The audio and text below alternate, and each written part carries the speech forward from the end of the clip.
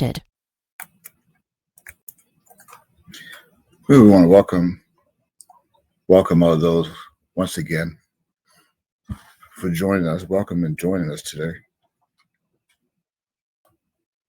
This is another testimony that we're about to reveal to the planet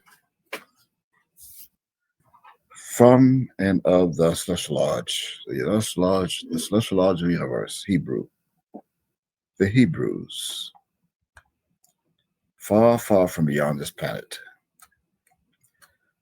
But we welcome you once again today to the title of this testimony, which is Dividing of Time. Dividing of Time. That is the title of this testimony.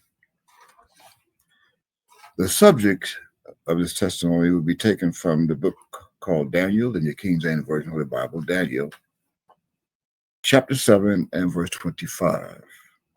That would be the subject, although we're probably going to start at previous verses before we get to verse 25 in order to break down the foundation of it, and that what was hidden and sealed in that book. In the meantime, for the sake of this recording, we are going to give you now the date of when this testimony is being recorded. And we're going to do that by the first division of dividing the time. That's found in Daniel chapter 7, verse 25. The first time that we're going to divide is called the solar time. The solar time, which is the sun, celestial, heavenly, the sun. Today is also known by us as our Sabbath day. It's our Sabbath day, the seventh day of our week, of our Hebrew calendar, the seventh day, and is also the fourth day of the third month of our Hebrew solar calendar. This is now the fourth day of the third month of our Hebrew calendar, and the year recorded is 6027. 6027, that's our Hebrew solar time. The fourth day of the third month, 6027. Now, on the other division, on the other half, we have the lunar time. The lunar time. And that time, this time today, by the Gregorian calendar, is known as Sunday. Sunday, May 12th, the fifth month. The 12th day of their fifth month, May 12th, 2024 of that year, this year. That's Sunday, May 12th, 2024, also known today as Mother's Day. Today is known as Mother's Day, and that's all over the United States. And most countries is known today as Mother's Day. And that would be given thanks to the daughter of a slave master or slave owner, whichever you prefer. And that's how that was created during the early 19th century. The daughter of a slave master during the early 19th century, whose name, the slave master's name, was Granville Eskridge Jarvis. Granville Eskridge Jarvis of West Virginia. And he named his daughter Anna. Anna was born in Philadelphia, though, whose mother was Anne. Her mother's name was Anne Maria Reeves. Anne Maria Reeves. And it was her who organized a women's group to promote friendship and health. Friendship and health during the early 19th century. However, after Anne Reeves Jarvis died on Tuesday, May 9th, 1905, she died on, it's recorded as Tuesday, May 9th, 1905. And because she had organized a women's group, or groups, more than one, to promote friendship and health. Her daughter, Anna, whose name ends with the letter A that they added to Anne after her mother. Anna held a memorial service at her late mother's church in Grafton, West Virginia, on the second Sunday of May, 1907. And that day is now recorded as May 12th, 1907. See, a lot of our people don't know how Mother's Day got here, especially my people of Judah. They're saying all over the country today, Happy Mother's Day. Taking their mother flowers and gifts sold by the merchants of the great-grandchildren of slave owners just to make money. Have no idea what Mother's Day means, where it come from. Although from May 12th, 1907, 1 year later, or the second Sunday of May, which was May 10th, 1908, the same Anna Jarvis, she deployed the very first Mother's Day of what is known today in the United States, that every single soul whose mother is either living or dead or deceased only know today is Mother's Day. That's what she launched. She launched that in 1908. Can you imagine that? May 10th, 1908. And here we are, May 12th, 2024. And our people, those who have mothers that are living, dead, or deceased. When I say dead, that's mentally dead. I'm saying Happy Mother's Day. I have no idea where it's coming from. Although 6 years later, on May 8th, 1914, the United States Congress passed a law. They passed a law designating that the second Sunday in May every year should be recognized by all of its United States citizens as, I quote, Mother's Day. It was also requesting in that law that by order, by proclamation, and so much that on the very next day that year, President Woodrow Wilson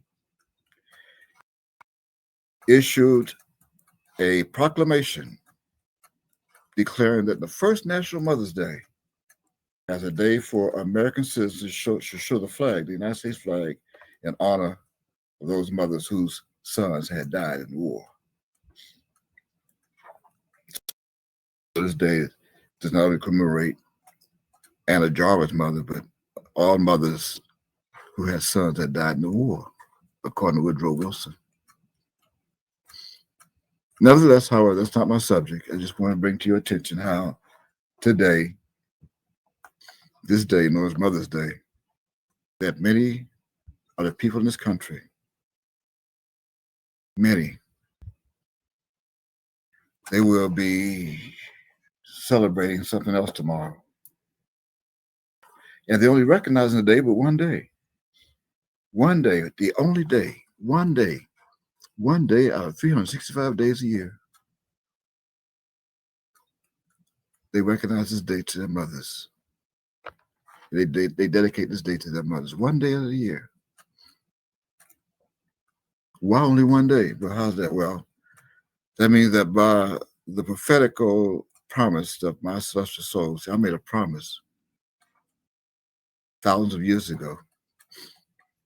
I made a celestial promise, a proclamation that I proclaim that tomorrow, Monday, May 13th, 2024, or whatever the date may be on the Monday after the so-called Mother's Day, whatever year that may be, whatever date it falls on a Monday.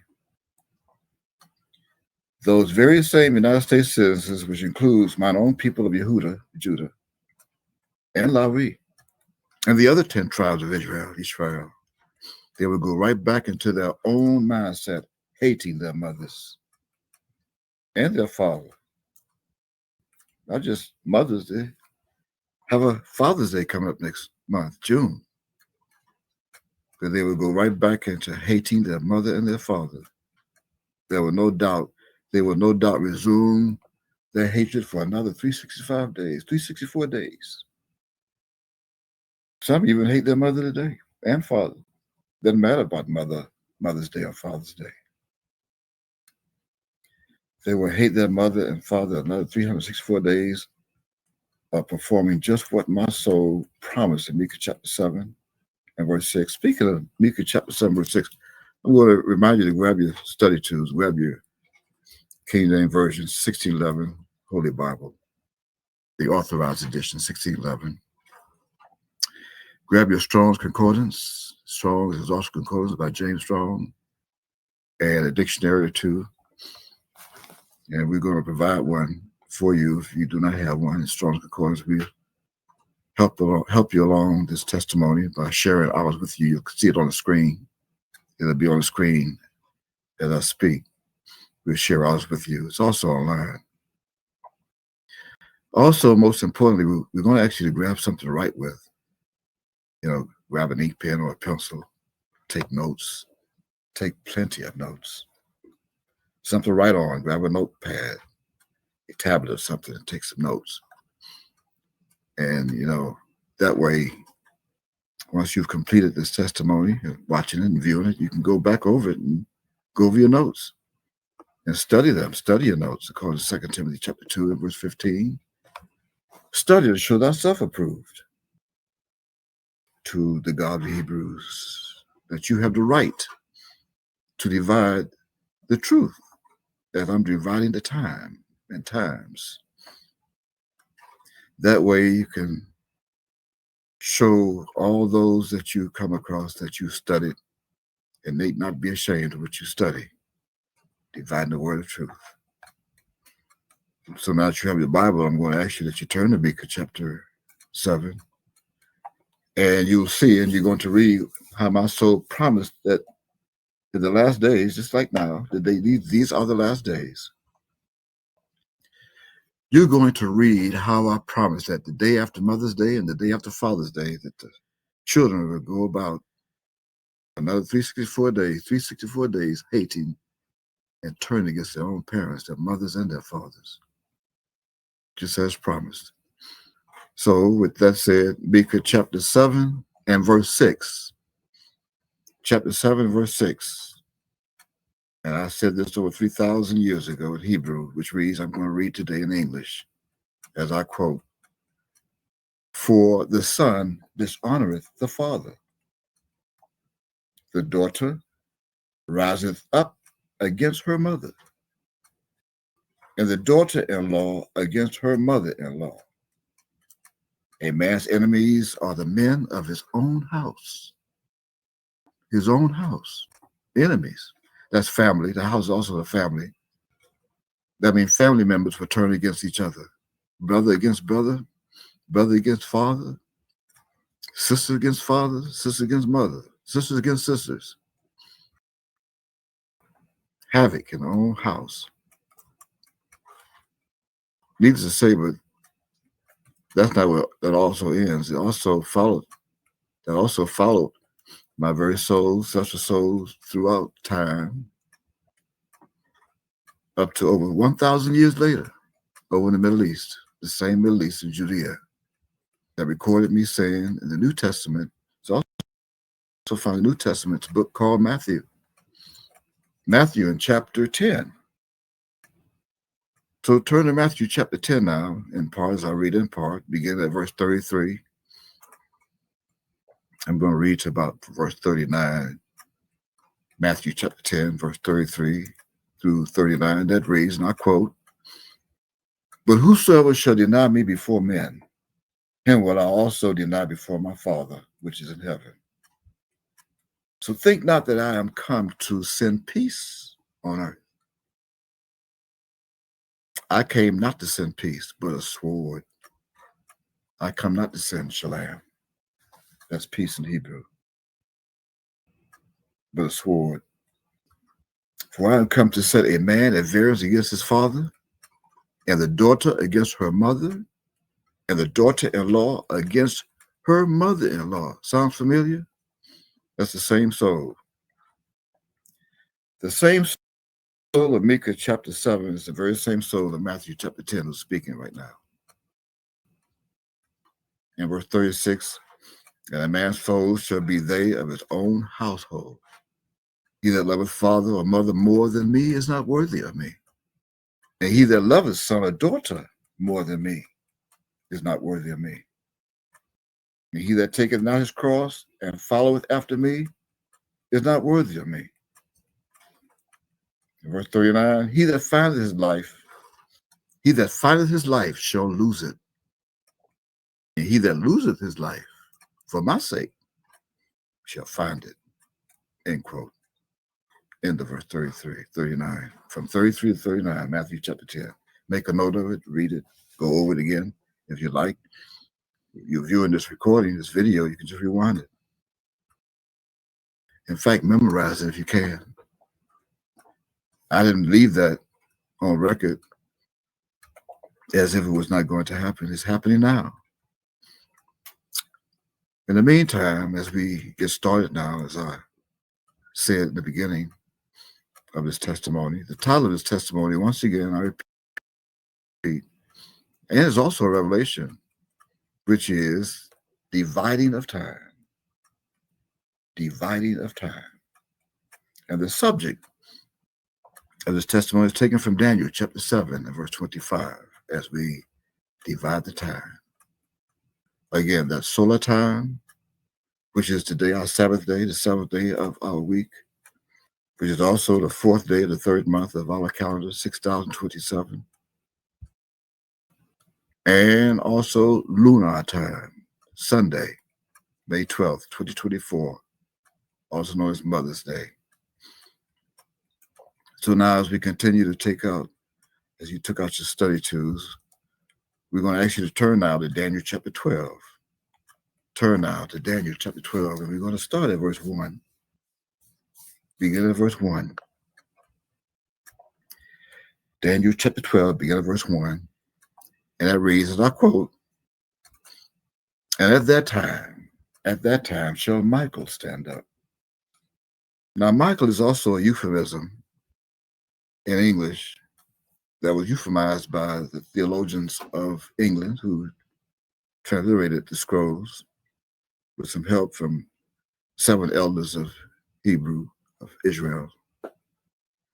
And they took the original name that was Micah Yahweh in English, Mem Yod Kaf Yod Wav He.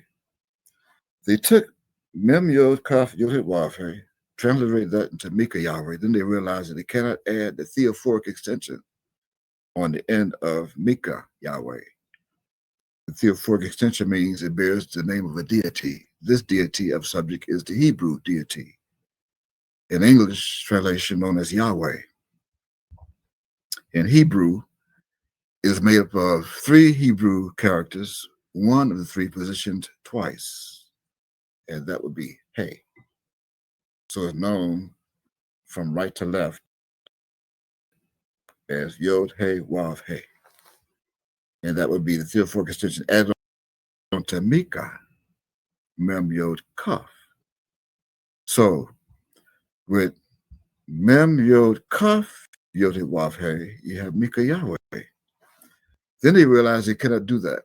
So they changed the Yahweh and put Elohim, like Micah Elohim, but realized that's too much. So they just cut off the Elohim and put El.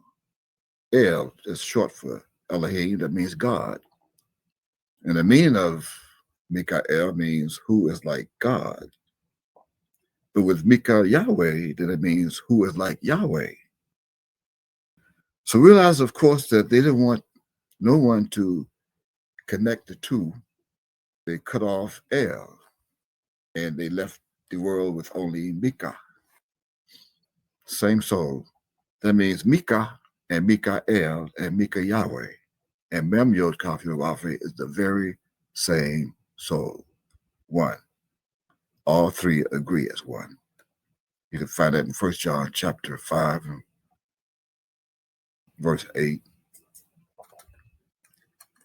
Meanwhile, now that we have explained the euphemism of Michael, it's the same special being, Micah, stood up, stand up at that time. See the time? At that time shall Michael stand up, the great prince, which standeth for the children of the people. And that would be Mem Yod Kaf Yod Wavhe, Gadol Sar Yod Wavhe, Michael the great prince, that's Hebrew. Stand up for the children of thy people. And there should be a time of trouble, such as never was since there was a nation, even to that same time. At that time thy people shall be delivered, every one that shall be found written in the book. Verse 2. And many of them that sleep, remember this, many of them that sleep in the dust of the earth shall awake, some to everlasting life, and some to shame and everlasting contempt. And verse 3, and they that be wise shall shine as the brightness of the firmament, and they that turn many to righteousness as the stars forever and ever. And verse 4, here's the order that was given, the commandment that was given to Daniel. But thou, O Daniel, shut up the words and seal the book, even to the time of the end. Many shall run to and fro, and knowledge shall be increased. That's end quote. Now, although we just read verse 4, see, I don't know if you can see it because it said that many that were sleeping in the dust of the earth, that means you sleep. But although we read verse 4, see, that records that the words in the book called Daniel were shut up.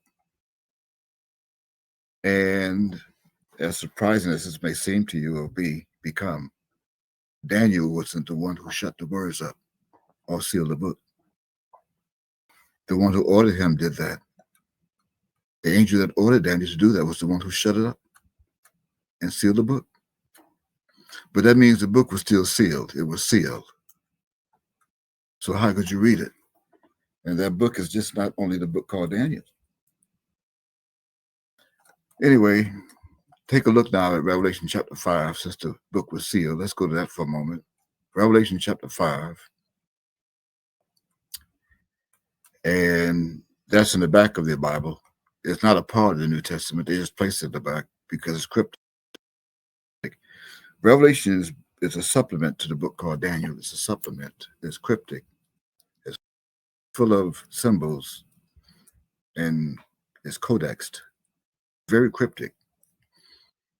So we're going to begin at verse 1 in Revelation chapter 5, at verse 1. And that reads, and I quote, and I saw in the right hand of him that sat on the throne a book written within and on the backside, sealed with 7 seals.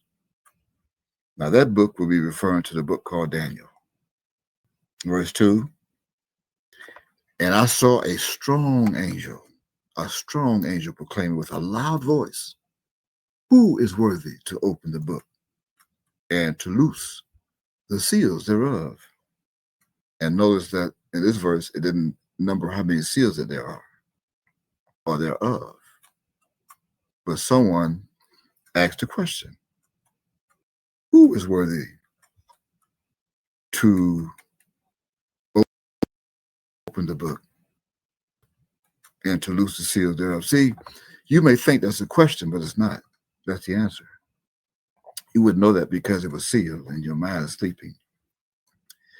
Those who try to translate it, they put a question mark there because in the English idiom, anytime a sentence begins with who, they think it's a question. But who is a homophone. It's also a sound of the loud voice that sounds like an owl of wisdom. Who? Not a question, it's the answer. The same answer is found in Micah chapter 6, verse 9. Who of the rod had appointed it? So therefore, for the first time in your life, you're finding out that it's not a question in Revelation chapter 5.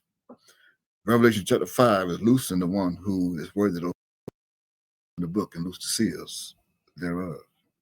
Why? Because no man in heaven, nor on earth, neither under the earth, was able to open the book, except who? Neither did look thereon. And maybe that would explain verse 4 on why someone wept much. Someone, and I said one, Roman numeral one wept much. Why? Because no man was found worthy to open the book, open and to read the book. That means whoever this is could not have been a man that's doing it. It must be a celestial being. Man cannot do this. Gives you an idea of whoever it is, it's not man or mankind. Whoever it is that was promised to come in the last days to loose this book and to loose the seals, will come far from beyond this planet as a celestial being, a deity, not a man. So no need to cry, neither to look thereon. Why? Because verse 5 explains, identifies a man. Verse 5 identifies the one who you thought was a man that symbolizes a lion. Why? Because he has hair coming out of his cheeks too. Not only his mustache, but hair comes from his cheeks, just like a lion. As verse 5 says, and one of the elders, only one, saith unto me, Micah, weep not, weep not. Behold, the Lion of the tribe of Judah, the root of David and offspring of David, hath prevailed to open the book, and not only open the book, but to loose the 7 seals thereof. End quote.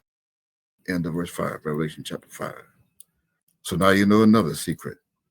No man was found worthy because no man can do it. Whoever the deity would be in the last days to loose and open the book would be the one who sealed it. And he would be far from beyond this planet. He would be Hebrew. Now you need to study Hebrew. Hebrew. Study that. Study that word or that noun, and you'll find out where the Hebrew, where it come from, where we come from. From everlasting. Let me give you an idea of how far from everlasting that is. Turn to Micah now, chapter 5. When you look at Micah chapter 5, Micah chapter 5, and I will show you how far from everlasting or where that comes from. Where does man come from? Who loosed the book?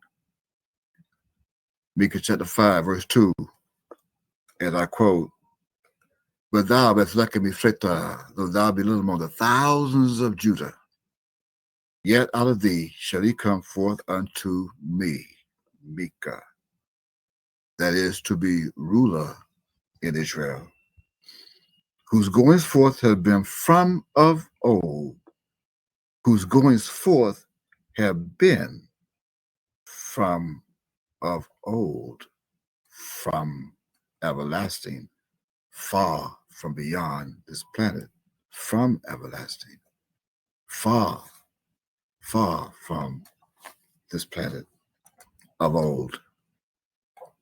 So now you see another mystery. That's the mystery. That's part of the mystery on why no man was worthy or found worthy. Didn't come from this planet. Come from another planet. Now with that revealed, look now at Isaiah chapter 29. Let's find out why you could not do that. Why you could not loose the book. Look at Isaiah chapter 29. Find out why some people are crying today, not worthy to open the book, loose the seals. Why you cannot see. Why you didn't know these things. Well, Isaiah chapter 29 will explain that. We're going to begin at verse 10. Isaiah chapter 29 at verse 10. As I quote, for the Lord, that's all caps, the Lord hath poured out upon you the spirit of deep sleep. Deep sleep. Sort of like anesthesia before surgery. The anesthesiologist, or this is the celestial supreme anesthesiologist came and stuck you with a needle in your mind, put you into a deep sleep. That's coming from Genesis chapter 2, as he did the man, in deep sleep, verse 22, I believe. And has closed your eyes. the prophets and your rulers, the seers, and he covered. Verse 11. And the vision of all, A-L-L, all, is become unto you as the words of a book that is sealed, which men delivered to one that is learned, even in the theological universities, studying theology, learned of the Bible, saying, read this. Read this in Daniel chapter 7 and verse 25. Read this. And he said, I cannot. Why? For it's sealed in Daniel chapter 12, verse 4. It was sealed. It is sealed. And verse 12 says, and the book is delivered to him that is not learned. I don't know anything of theology or the Bible. Saying, read this. Well, I pray thee. And he said, I am not learned. How are you going to ask me to read something? I am not learned. Verse 12. And then those who want to profess to know, they want to show their ego and become who they are not, who they never can be. They want to be. Wherefore the Lord said, after they do that, for as much as this people draw near me with their mouth, praise Yahweh. Praise Yahweh ben Yahweh with their mouth. I love Yahweh. I love Yahweh ben Yahweh with their mouth, not realizing who the Son is. And as soon as they find out with their lips, and with their lips do honor me, who they think is Yahweh, Yahweh ben Yahweh. But once they find out it's me, they have removed their heart far from me, Micah. And their fear toward me is taught by the precept of men and not God. That's the end of verse 12. Anyway, now that you know, now that you've got that out of the way, verse 13, it's in verse 13. We read from 10 to 13 for the record. And now that we have gotten that out of it, this means that no man, after reading that and confirming it, no man can even see the words of his English as idiom that are scientifically made up of letters. Or did you know that? All of the English's words are scientifically made up of letters. Each letter creates another word. Each letter scientifically made up of other letters. And each letter makes up several other words in English. The English is idiom. And each word is made up of other letters that can then create a homophone. Homophone, antonyms, synonyms. But a homophone is a word that sounds like another word with a different meaning. And that creates both. That's both. In both idioms, Hebrew and English. And that means from right to left and from left to right. You can create one word, become a homophone. Even with other vowels added to the word. And that vowel, those vowels added to the letters, although some of the letters are included in their alphabets, although they have 25 letters in their alphabets, if that's what you want to call it, their letter system. I call it a letter system. They have 25 letters in their system. Why 25? Some think it's 26. No, it's 25. How is that?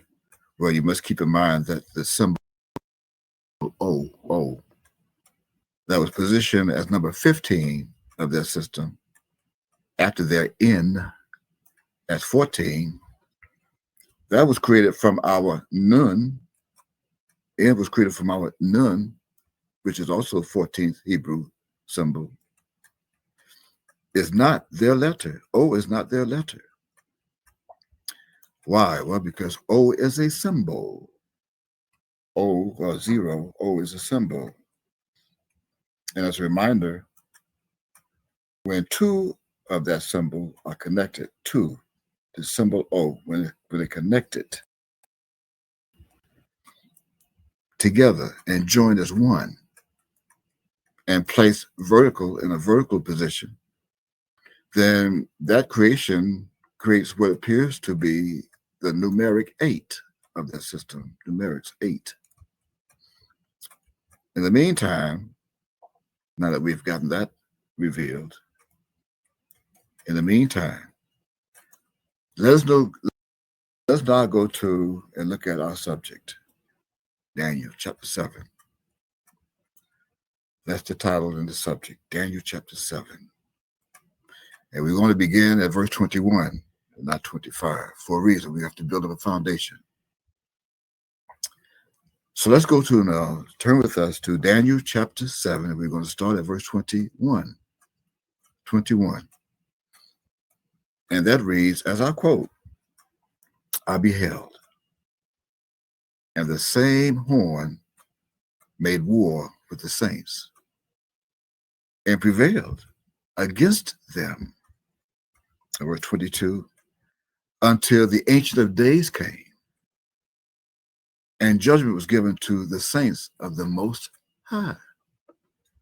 Now, just for the record, the Ancient of Days who did sit is my Father. That's God, the mighty God, known to many of my people today that's still calling him to this very day in English, Yahweh ben Yahweh. Although he's known as, to the English people, as Yahweh, and by the Tetragrammaton as Yod-Heh-Wav-Heh. But you look at this again, verse 22, the Ancient of Days came, and he did, until the Ancient of Days came, and judgment was given to the saints of the Most High. So who would that be? Now here's where you must not get lost. Here's a revelation. As we pause here for a moment in verse 21, actually 22, verse 22. The Most High here, that's seen here, read here, is not the Most High God or the Ancient of Days. Oh no. See, in order for this to be the Most High God or Ancient of Days, then it would have that next to high, as in the Most High God, or it would also, in some verses you would read, or Lord, the Most High. And you'll find that in several verses in the Bible, King James Version. So I repeat, the Most High here in Daniel chapter 7, verse 22 is not the Most High God or Lord. The Most High, as you find that in several verses in the King James Version Holy Bible, is not the same as the Most High. But this Most High is the Son of the Most High God. Got that? You must keep that in mind. This Most High, the Most High here in Daniel chapter 7 and verse 22 is not the Father, but it is the Son of the Most High God, the Father.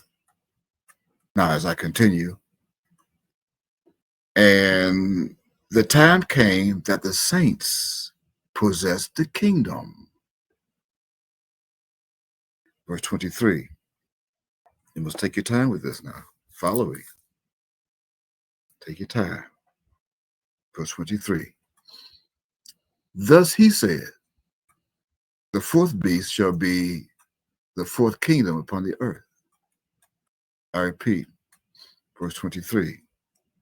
Thus he said, the fourth beast shall be the fourth kingdom upon earth, which shall be diverse from all kingdoms, and shall devour the whole earth, and shall tread it down, and break it in pieces. Now we're going to pause here for another moment and bring to your attention that the fourth beast here that is seen in this verse is the one is the same as the third beast of Revelation chapter 6 and verse 5. The same beast. Because see, the first thought that came to your mind is that this beast is a monster. Some kind of monster, right? Oh, yes, you did. Don't lie. You thought it was a monster beast, not realizing that there are several different beasts in the Bible. So now you got that out of your system that this is a monster. Now go to your Strong's Concordance and go to the reference under H2416. Strong's H2416, 2416. And when you get there, you're going to see, as you look on the screen, look on your monitor, and you're going to see that records the Hebrew word that's known as Kai. Kai. Spelled from right to left, Yod Keth. Yod Keth. Kai. And that Hebrew word, it means, and I quote, a living, alive, lively, active of man. A living, lively, a live, active of man, and not animal. That means this beast, this fourth beast would be a man living today that he thought was a man. Lively. Lively. That was taken from its etymological Hebrew word known as kaya. Kaya. And that's spelled from right to left. Keth, Yod, He. Kaya. And this Hebrew word, it means to live. To live and have life. To remain alive and sustain life. Never dying, never crucified. Permanently. To live prosperously.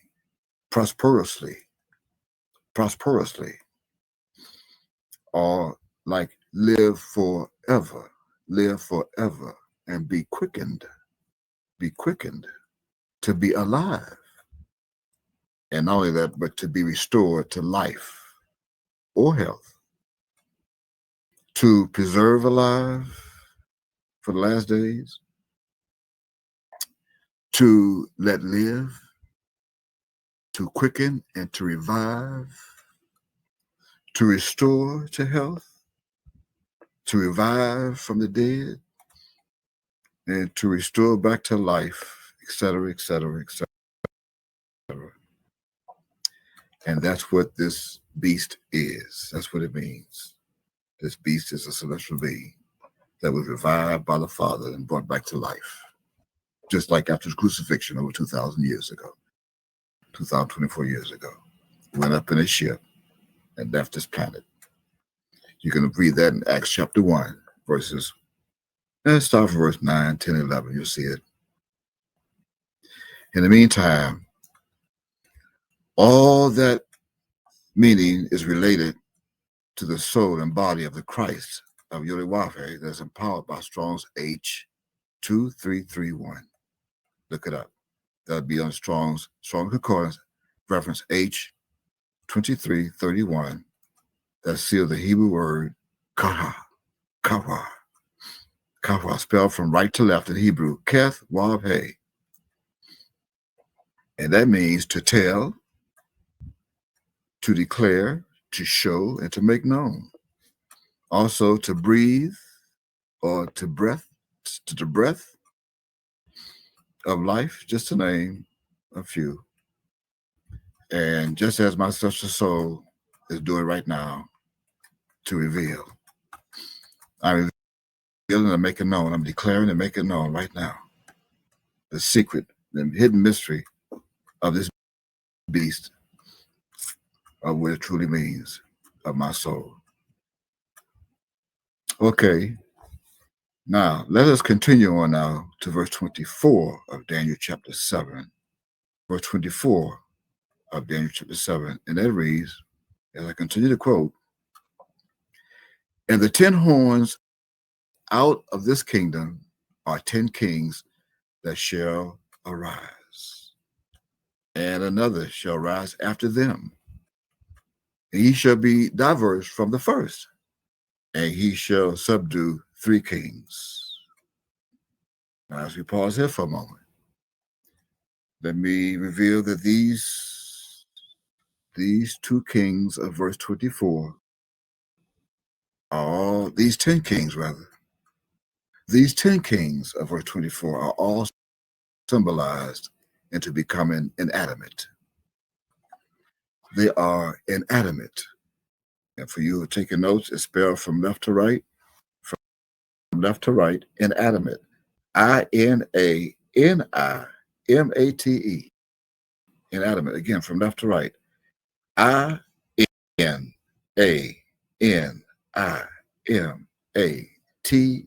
inanimate.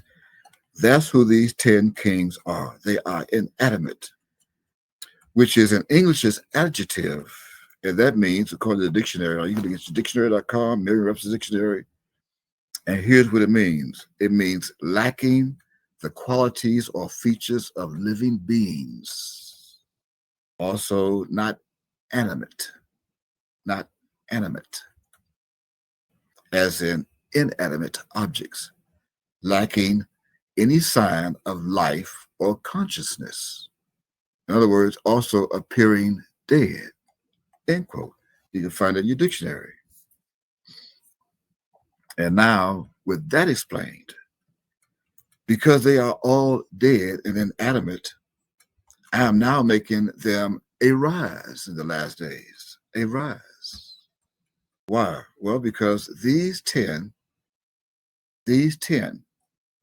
when divided into 2, becomes 2 5s. 2 times 5s.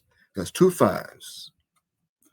And this 5 is the same as the number value of He in Hebrew. 5, He. The 5th Hebrew symbol, He, 5. And this 5, or He, is positioned, the same He that's positioned twice from right to left in the Tetragrammaton. Note it again, from right to left. Yod, He, Wav, He. From right to left. Yod, He, Wav, He. That's He twice. 2 times 5, 10. Inanimate. They're objects, symbols. And this Yod, He, Wav, He, which is also known as the Tetragrammaton, or what the world also knows today as the ineffable name of the God of the Hebrews, is what was hidden in these 10 kings of Daniel chapter 7 and verse 23 or 24. Now, that means, in other words, that's one He for the Father and the other He for his Son, and that his Son is now bringing back to a rise. The 2 He, the 210, 2 times 5, the 10 kings. And the Tetragrammaton is also symbolic to the door. The Tetragrammaton is also symbolic to the door, the way, the truth, and the life. From right to left. Actually, from left to right. Now, this is the only time that this would be revealed from left to right.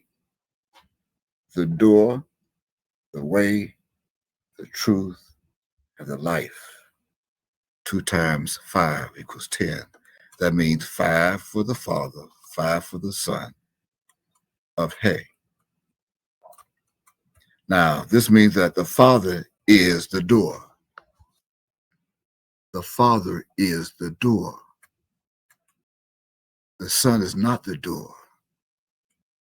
The Father is the door. He's the one that came and opened the door to the Son.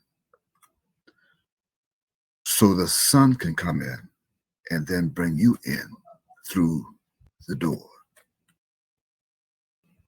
The Father is the door. The Son is not the door. The Son is the way to the door. The Son is the way and the truth of the door.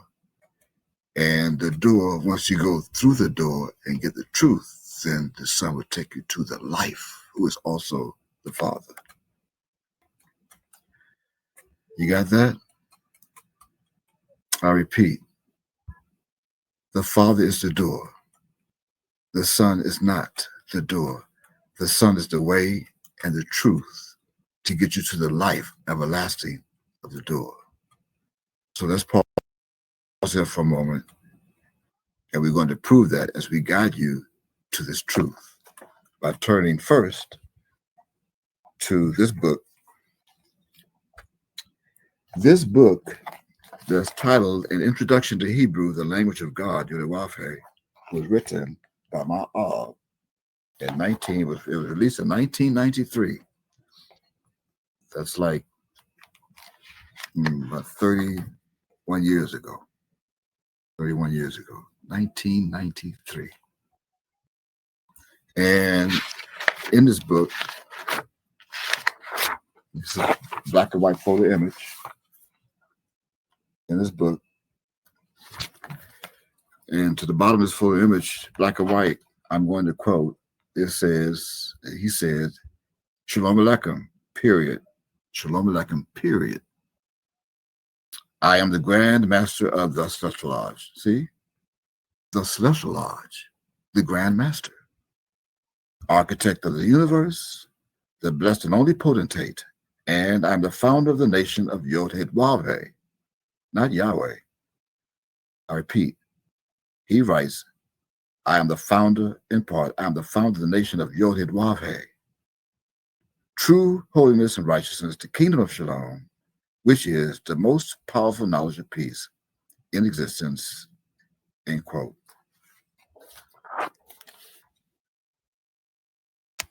Yod-Heh-Wav-Heh. That means now you must find out what an architect is. And that's not our subject, but you need to study architect if you don't know what that is. Once you do, you discover that an architect is the creator before building. And since he is saying that he's the architect of the universe, that means he created the universe before it was built. And only God can do that, not the Son. The Son is included in the black print that the architect drafted, that he'd bring him in later. But first he must bring in the universe, then he'd bring the Son. You got that? Anyway, that was the book that he wrote. It is still here. You can see this copy I had since 1993. And in this book, beginning at page, I believe 18. Yeah. Beginning at page 18 of this book, he writes, beginning at page 18, appellations. 50 of them, appellations. Appellations. And my emphasis here is to prove to you, although there's no doubt, that my Father's the door. So when you turn in this book to page 20, he has here, right here, the door. The door. And then he directs you to go to a scripture. As I read, I'm going to direct you to go to that scripture. It's in John chapter 10 and verse 9. I'm going to read from the book. You can read along with me. We'll post it for you on the screen. In John chapter 10 and verse 9, just as my left in this book, it reads, I am the door. By me, if any man enter in, he shall be saved, and shall go in and out and find pasture. End quote. John chapter 10 and verse 9. Now, with that reveal, that is my Father speaking. That's the Father speaking, whom many thought and still think. See, many thought and still think that he is the Son, the Christ. But that is not true. That is not what he left for them and revealed in this book of 50 appellations of himself for them to think or for them to know. But he wrote those appellations of himself and of myself. That's proven in this book.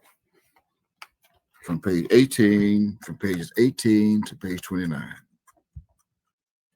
Now we're going to look at 2 verses for proof in verse 7 and 8. And let's look at the same John chapter 10. Let's go to verses 7 and 8. That's before we get to verse 9, verses 7 and 8. And that reads, and I quote, "Then said the Christ," I'm not going to use that name, it's euphemized. There's no Spanish God or Greek God. The Son is in Greek or Spanish. So then said Christ unto them again, "Verily, verily, I say unto you, I am the door of the sheep." See? That's the same door. But my Ab did not say that he is the way, the truth, and the life. So look at verse 8. Verse 8 says, "All that ever came before me are thieves and robbers, but the sheep did not hear them." End quote. Now let us go to the way, the truth, and the life. First, the book. We go to page 29 of this book. In verse 29, on page 29, we have the way and the truth together, the way and the truth. Now, under the way, it has, and I quote, "See the scripture at truth," or the truth.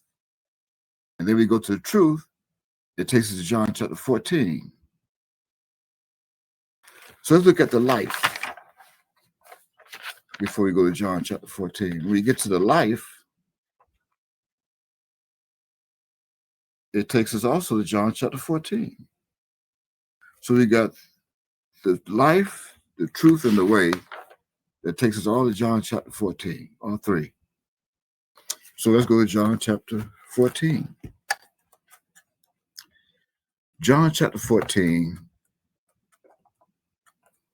it tells you to see the scripture, the truth, the truth, and the truth above, and the way, and instruction really to go to John chapter 14 and this and that. Well, let's look at verse 6. Let's start at verse 6. John chapter 14 and verse 6. Okay. And, well, first of all, I'm being reminded that when you look at all of this in this book, when you look at these 50 appellations, not all of them are pertaining to the Father. In fact, if you even look at, they have here the Most High. On page 25, it has the Most High, but not the Most High God. Take you to a Psalms chapter in Psalms. "I have said, ye are God." See? And all of you are children of the Most High. They're not the Most High God. So that would explain what we meant earlier by the Most High. Same subject of Daniel chapter 7. But let's go now to John chapter 14, as he was instructed to by the writer Ma'ab. And that reads in verse 6. That reads, as I quote, John chapter 14, verse 6. "The Christ said and unto him, I am the way, the truth, and the life.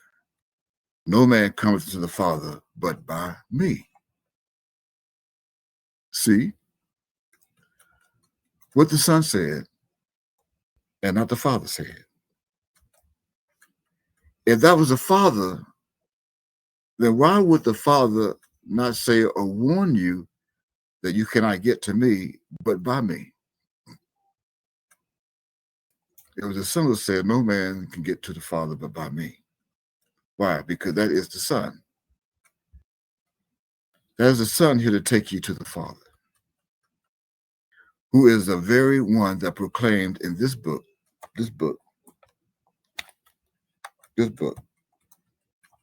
that he is merely the door. My Father's the door. But you did not know that. You did not know that. Why? Because you did not know me. If you had known that, then you would have known me. And because you neither know me nor my Father, then you need to know who you are. See, you didn't know that because you did not know me. And because you neither know me, then you neither know me or my Father, or who you are, or who my Father is, or whom you is, or whom you are, whom all of you are. Still calling you this very day Judah, Israel, African Americans, Afro Americans, black, colored. You don't know who you are. Not only that, you're still calling my Father this very day, on Mother's Day, I quote, Yahweh ben Yahweh, end quote.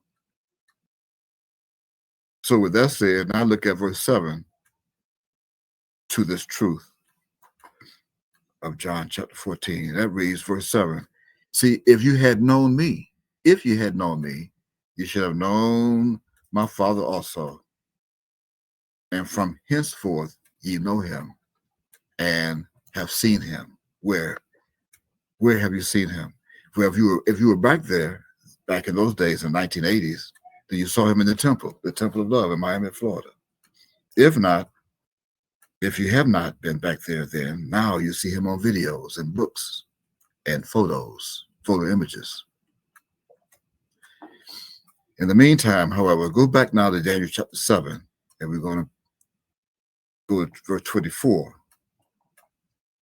I believe we left off at verse 23.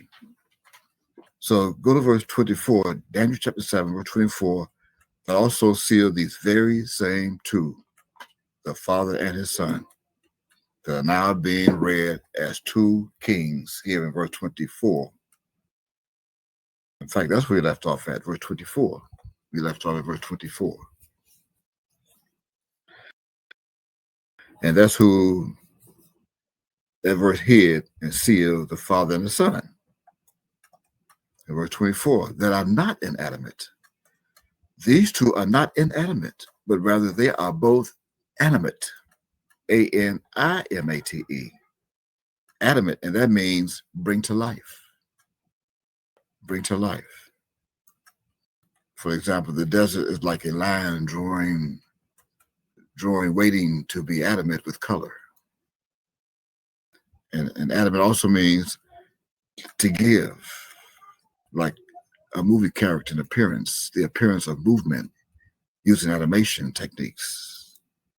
Much loved characters have been animated in many cartoons, productions, etc. It also means alive or having life, animate. That's what you find in your dictionaries. And that takes us right back to verse 23 of this chapter that identifies the fourth beast as the one after the third beast that's read at the end of this verse 24, which again reads verse 24. And in verse 24, it reads, and I quote, in part, and another shall rise after them, and he shall be diverse from the first. He shall subdue three kings, end quote.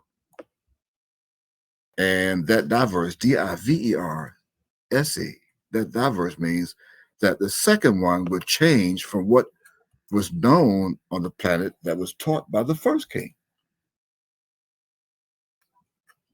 And what he changed will no longer bear what the order was of what people of this planet was following, which is what? Which is the Gregorian calendar. That's what he would change. The Gregorian calendar.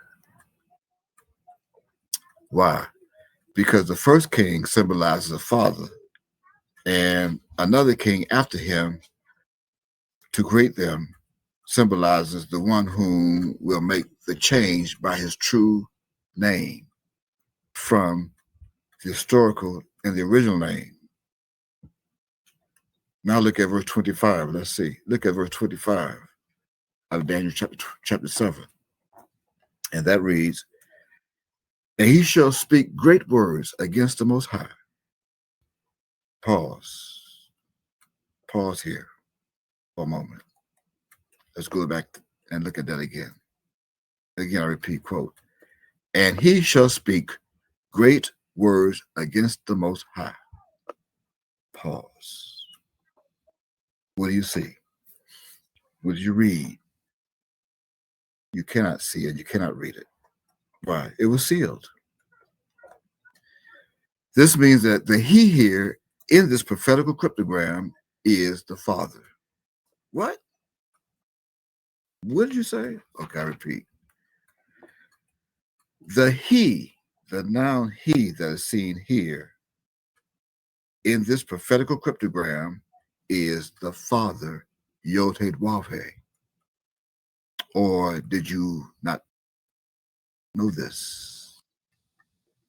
Do you not know, or did you not know what you see here? Don't you see it here?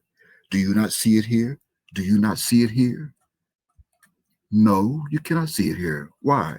Remember, because you are still in a spirit of deep sleep, the spirit of deep sleep from Isaiah chapter 29 and verse 10. Remember? And because of your spiritual and mentally dead mindset of total ignorance, none of ye or you can see with your mind. You only see with your eyes and not with your mind. Unless you're blind, you can't see with neither one of the two. And so much until you could not and did not see that these words in Daniel chapter 7 and verse 25 are great words. They are great words. Right? Right. They are great words. So what does that mean? This means that the one who spoke and speaks these great words is also great. I said the one who spoke and speaks these great words is also great himself. And there's only one God in the Bible that's identified as being great, good, and terrible at the same time. So put a marker here for a moment. And let's go now to Deuteronomy chapter 10. And we're going to read verse 17. Deuteronomy chapter 10 and verse 17. And that reads, I quote, for the Lord, verbatim, for the Lord your God is God of gods and Lord of lords, a great God, a mighty and a terrible, which regardeth not persons, nor taketh reward, end quote. Here you have it. Here you have read that it is your great, good, and terrible God speaking great words in Daniel chapter 7 and verse 25. Great through the words in the mouth here in this chapter of Deuteronomy, through the mouth of Moshe, whom he also came to Miami, Florida in 1979 using that appellation, Moshe, Israel, Moses, Israel. Oh, did you know him then? Did you know him when he was using Moses, Israel? Those who call him Yahweh ben Yahweh, did you know him then? In 1979, my aunt came to Miami using Moses, Israel. And you can check some of his books and you'll see that those older books he first wrote back in the early 1980 or 1979. You'll see it, it's true. Now go back, since you brought that to your attention, go back now to Daniel chapter 7 and 25. And we're going to read some more of this great, good and terrible God. Some more words. Let's read more of this great God with the great voice, which was taken from the Hebrew word known as Gadol. Gadol. This word great that you see here in verse 25 of Daniel chapter 7 was taken from the Hebrew word Gadol, from right to left. Gimel Dalet, Wab, Lamed, Gadol. Again, from right to left. Gimel, Gimel Dalet, Wab, Lamed, Gadol. Reference, your Strong's Concordance, reference H, 1419, 1419, and 1431. 1419 and 1431, which means Gadol, it means God himself of great things, who will grow from a babe. That is after he was born on Sunday, October 27, 1935, according to Isaiah chapter 9, verse 6, to then become great and important in order to promote and make powerful, to praise and magnify and to do great things. End quote. That's in the concordance. That was hidden under great. Great means Gadol, and Gadol means Father. So why will the great Father, God, speak great words against the Most High? You should want to know why. I mean, that should be a question of mine. Why would the great God speak great words against the Most High, which is the Son? Well, because the Most High here in this verse, Daniel chapter 725, is his Son. And the reason why you think with your English mindset of thinking that the Father spake against his own Son is because you do not know the Hebrew meaning of their English word known to you only as against, from left to right. Against, against. That is truly a Hebrew word. It was taken from a Hebrew word, from the original Hebrew, known as, and I quote, sad, pronounced sad, from right to left, Sade Dalet, sad. And that means on the side of, or beside, or even side by side, and even concerning of someone. As in, for example, the Father will be speaking side by side of his Son and concerning his Son, so that whatsoever the Son hear from his Father, that shall the Son speak. That is, in order to fulfill John chapter 16, verse 13.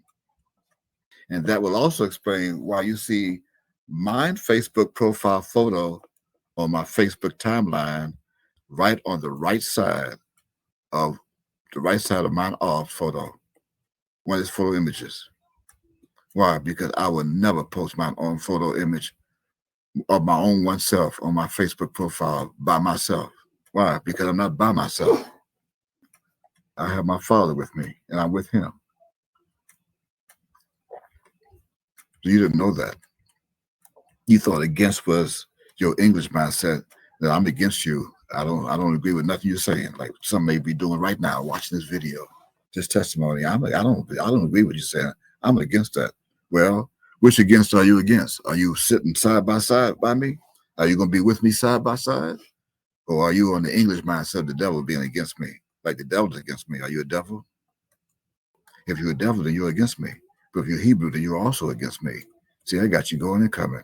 There's two different scales on the same tripod, the same rod. Got that?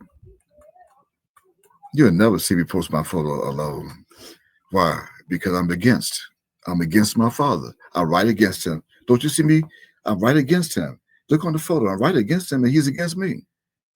Don't you see it? If you want to use your mindset, I'm leaning right against him, and he's leaning right against me. I lean right against my Father.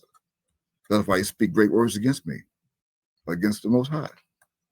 The Father speaking great words on this side, on that side of the Son,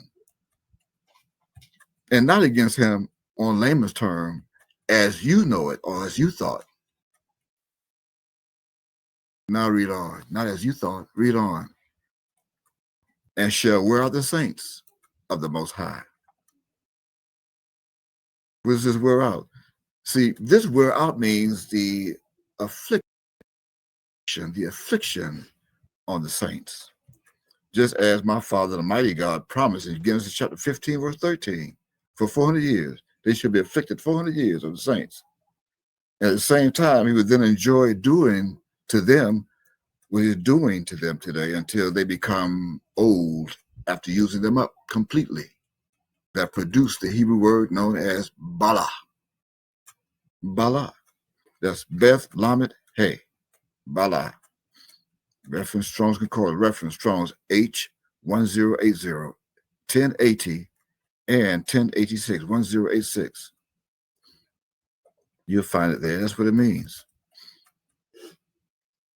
As I now read on in Daniel 7:25, it reads, and think to change times and laws. But why would the Most High first, why would the Father speak against the Most High and then think to change times and laws? See, you didn't know this because you thought it was somebody else. I don't know who you thought it was. It was never revealed. It was never loose. So why would the Father think to change times and laws against the Most High? Well, here's the answer. Mine only thought of fulfilling the change. He only thought of it. Why? Because he thought me up. It wasn't that he was thinking of doing it. He just thought of it. He can think of something that comes to pass. He can just think it. And the thought is already there, waiting to be fulfilled.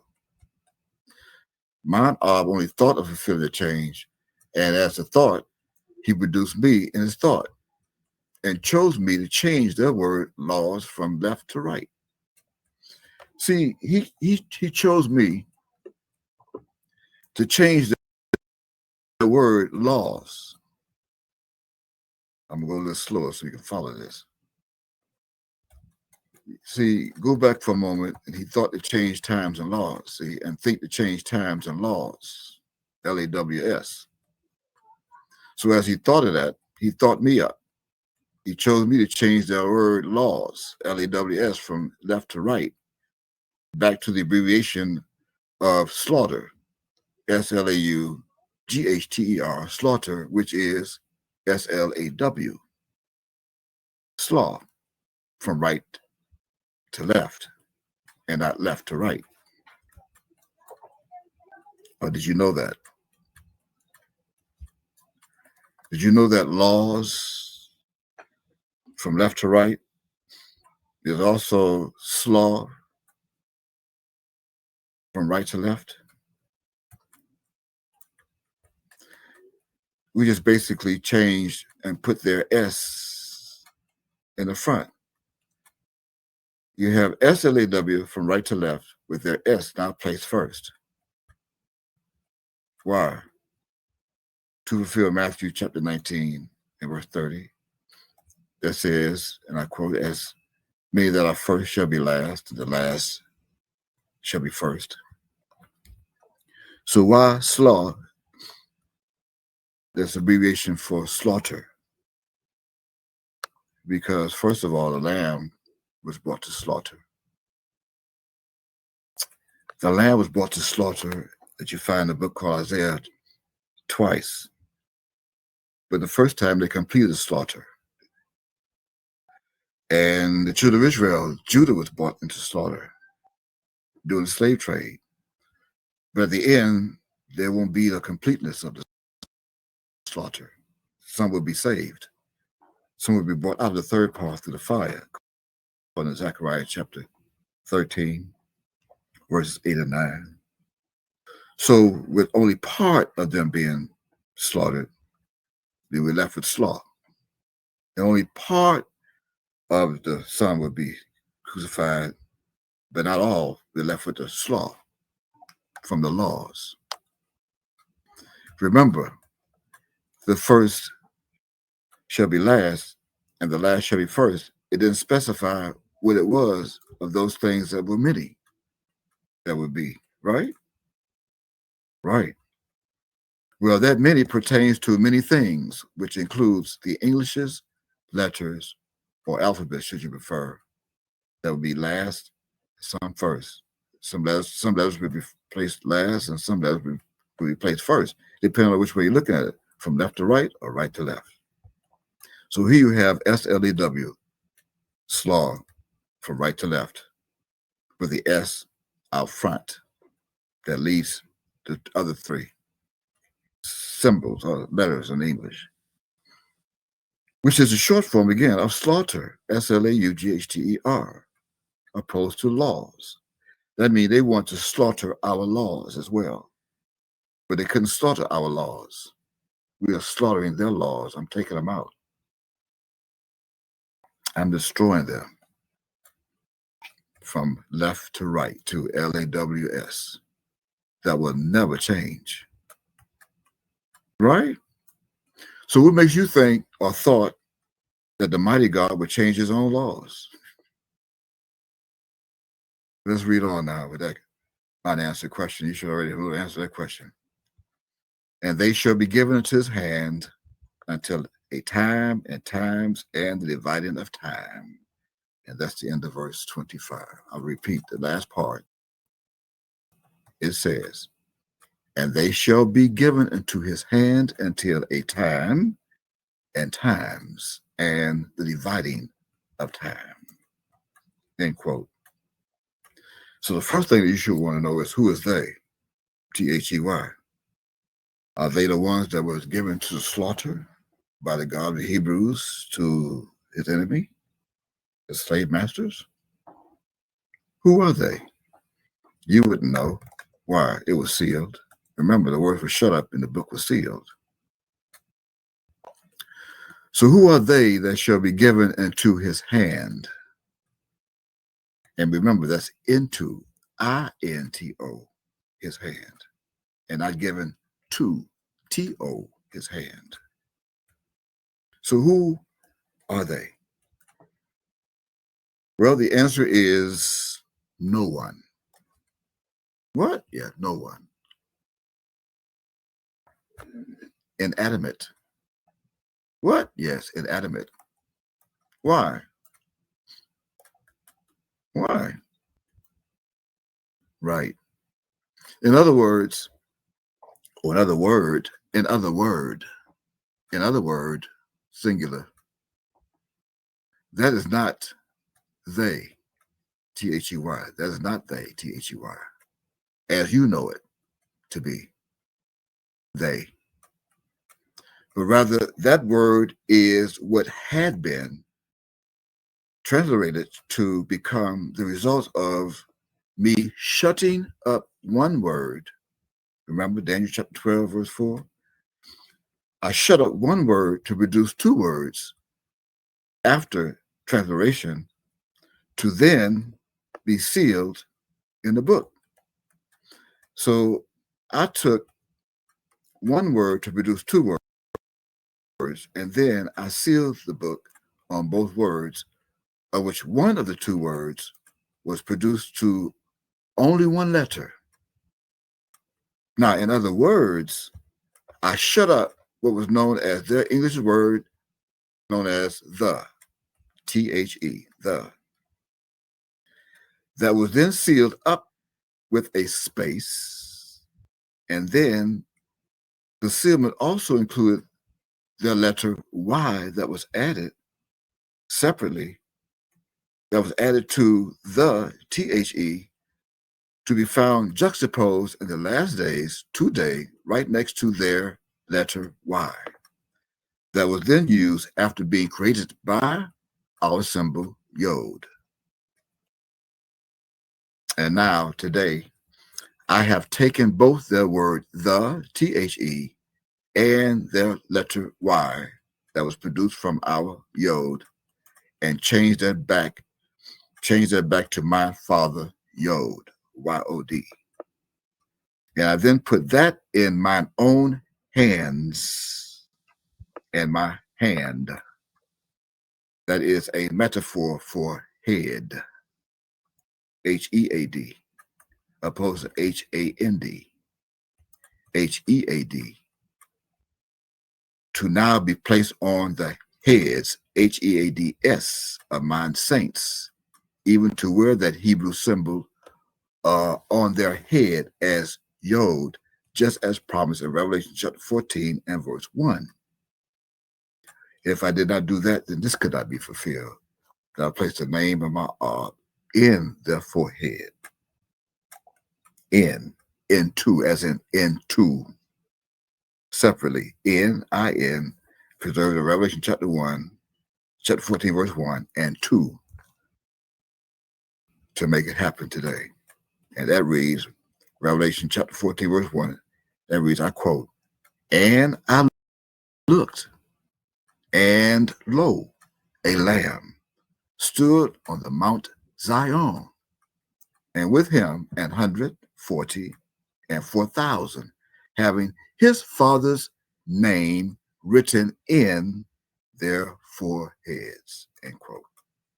All hidden and sealed in Daniel chapter 7, verse 25. I told you, Daniel is a supplement to Revelation, cryptic. So that will be sealed until when? Until a time when I return at the end. That's when. And as I do, then my celestial soul, mine celestial soul, will place 2 times in my balances of Revelation chapter 6, verse 5, 1 time of the Hebrew calendar. That's 2 times. I'll place 2 times in my celestial balance of Revelation 6, 5. 1 to 2 times is Hebrew or solar time, the solar calendar. And the other time is of the Gregorian or lunar calendar. That's 2 different times. And once that is complete, then my celestial soul will perform the dividing of time of Daniel chapter 7, verse 25. That's to explain the dividing of time, or the dividing of times. So how?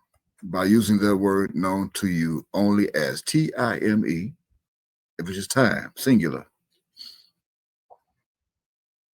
And I would take that and put it in half. How would I divide the time? T-I-M-E. I would have to divide those letters, not the word, the letters, in half. Why? Well, in order to lose the 2 of their words that were shut up. And both of these words will identify me, M-E, as it, I-T, as the one that was chosen by Yod-Heh-Wav-Heh to bring back the correct Sabbath day after 110 years. And that is from 1914, from when Gadol from when one came to produce the other, at 1914 to 2024, 110 years. This would, and no doubt, take this word that was sealed under the Greek word known as utos. That means himself, as it. It comes from the Greek word known as utos. That means himself, herself, themselves, all together with me. He, she, and it, all are the same. Reference Greeks. Reference G846, Greek. And their word me in English, me, M-E, is actually the prefix of Micah. I mentioned earlier in Daniel chapter 12, verse 1, it's Michael, it's Micah, me. Both begin with M-I. Michael and Micah begins with M-I, me. That was taken from the 2 Hebrew symbols from right to left known as Mem Yod, pronounced me. Reference Strong's H4310, 4310. So now let us close and conclude this testimony with verse 26 of Daniel chapter 7, and that reads, and I quote, "But the judgment shall sit, and they shall take away his dominion to consume and to destroy it unto the end." End quote. I repeat, verse 26, Daniel chapter 7. "But the judgment shall sit, and they shall take away his dominion to consume and to destroy it unto the end." End quote. Now see, had I not loosed in this prophetic crypto who they, They, who they is in this verse, then you would not have known, no, not one of you, no, you would have no idea who they is of the Yod that's here today to take away the dominion of the land that Judah is in bondage right now today, to consume and to destroy the same land unto the end, which is now. And this is the end of this testimony. So I want to thank you, say total to those who joined us, for your viewing of this testimony, not your time. You don't have no time. Time is, there's no exist.